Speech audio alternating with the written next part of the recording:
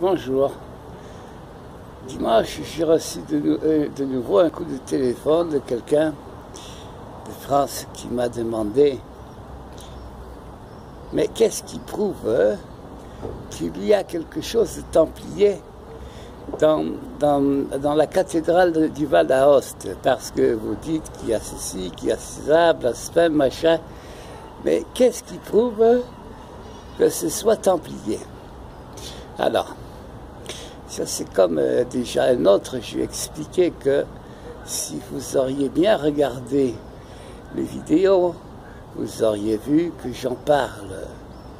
Qu'est-ce qu'il y a de templier dans la cathédrale et qui prouve vraiment que ce soit templier? Alors,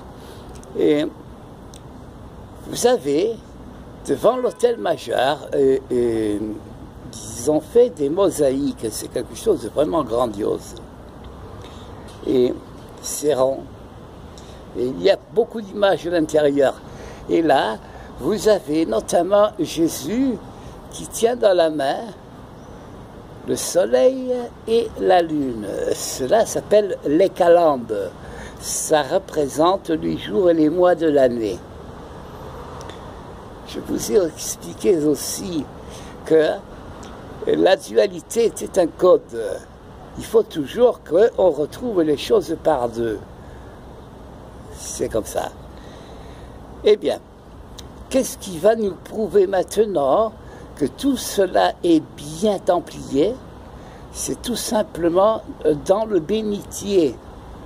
Quand vous entrez dans la cathédrale, à gauche et à droite, il y a deux bénitiers. Dans toutes les églises, des grandes églises, il y a toujours deux bénitiers. Mais enfin, ça, ce n'est pas quelque chose représentatif à l'histoire de l'ordre. Mais vous avez deux bénitiers. Je vous ai expliqué que déjà, ce qui est étrange dans ces deux bénitiers-là, c'est que ces deux beaux gros bénitiers, ils ont mis en dessous 3 pierres pour pouvoir le soulever encore plus haut. Et c'est d'ailleurs ça qui m'avait un peu intrigué, parce que je me suis dit, mais enfin, quelle stupidité, alors que ce marbre, il est noir, il est plutôt noir, et ces pierres qu'ils ont mis en dessous, c'est des petits blocs de pierre blancs. Ça casse vraiment, c'est pas...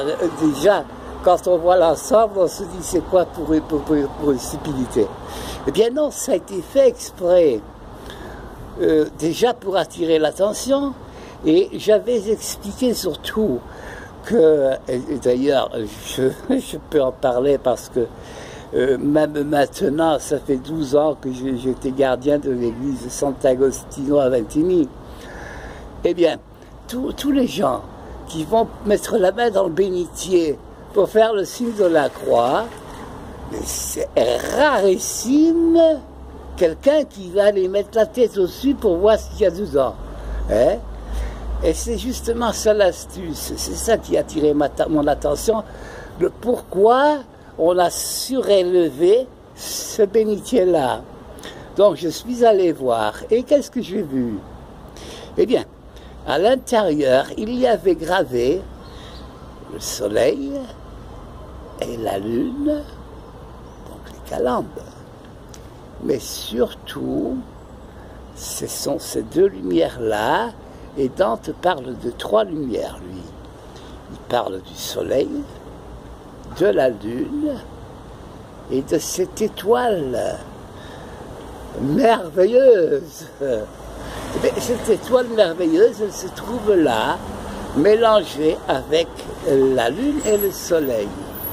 Et ce qui nous prouve que c'est templier, c'est que si on regarde de plus près, nous allons voir que nous avons centre la lune, nous avons 7 rayons de soleil et nous avons 7 rayons d'une étoile.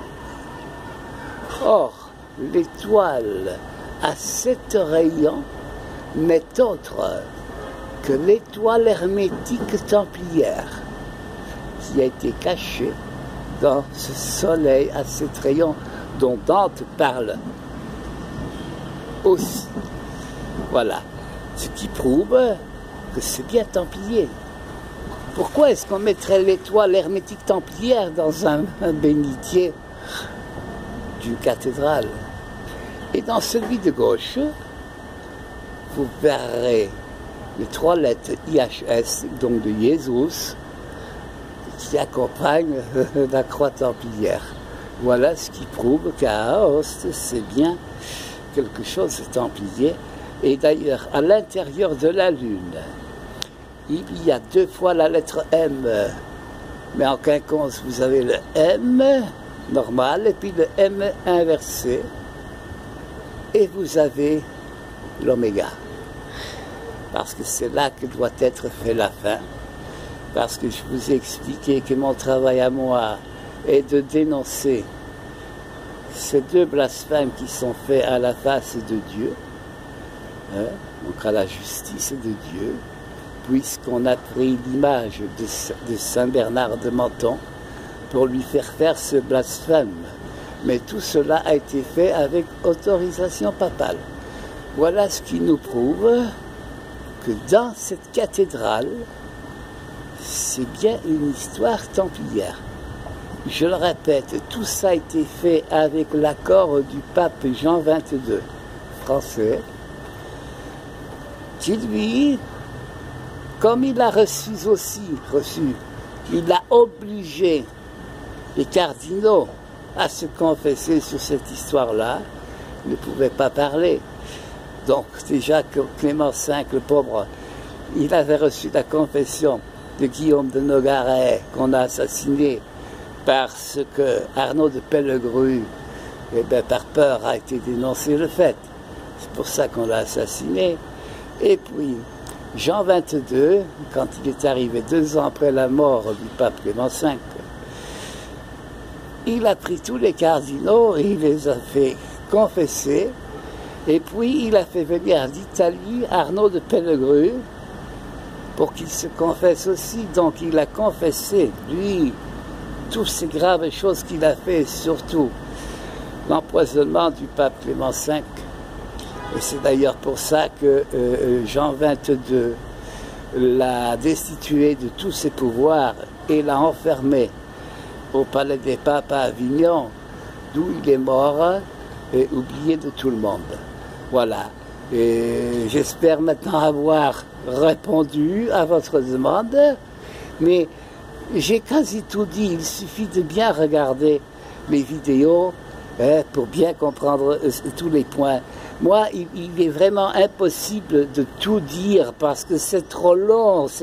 Et puis, je le répète, on m'a tellement saboté sur 11 mois mes vidéos.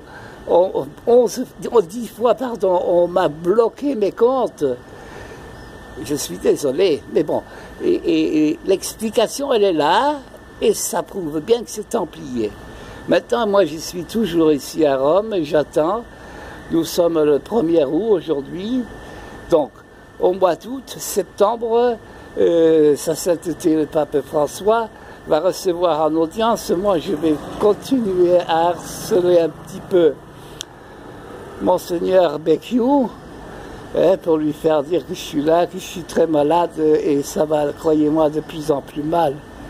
Et pour qu'il me reçoive, et pour qu'on finisse une fois pour toute cette histoire-là.